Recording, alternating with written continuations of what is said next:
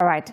Head of the World Health Organization, marking a year since the first cases of the novel coronavirus were reported by China, urged countries on Wednesday to ensure vaccines are made available to people at risk everywhere, not just in rich nations. WHO Director General Tedros Adhanom Ghebreyesus appealed for $4 billion to buy COVID-19 vaccines for distribution in lower and middle-income countries through the COVAX vaccine facility. He also urged countries to combat conspiracy theories and attacks on science, saying the choice is easy and the world can walk the last miles of this crisis together, helping each other along the way, from sharing vaccines fairly to offering accurate advice, compassion and care to all who need them.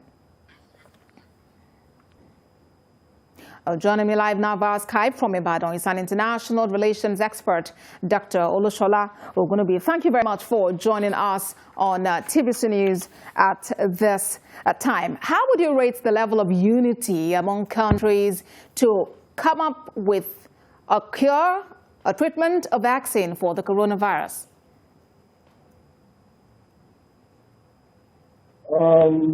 Thank you very much for having me. I'm not sure I got the question you're asking, but I assume you're talking about the extent of international solidarity. Yes, please. International solidarity in that regard, tackling the pandemic. Okay, thank you. Basically, what you would find is that there are two strands of responses to the global pandemic. And what you have, for instance, as it relates to countries like China, is vaccine diplomacy, and with countries like the U.S. and a few other countries, you have responses relating to an America-first approach where the emphasis has been on protecting their own citizens. Every other country has been first and foremost close the borders and addressing and defending their own countries. But we know that international dealing with the global coronavirus requires much more than a state single response. It requires international collaborations on the global level. It requires both developed countries and developing countries to, along with multinational institutions, to collaborate together to find the solution to the global coronavirus. So international collaboration is quite important.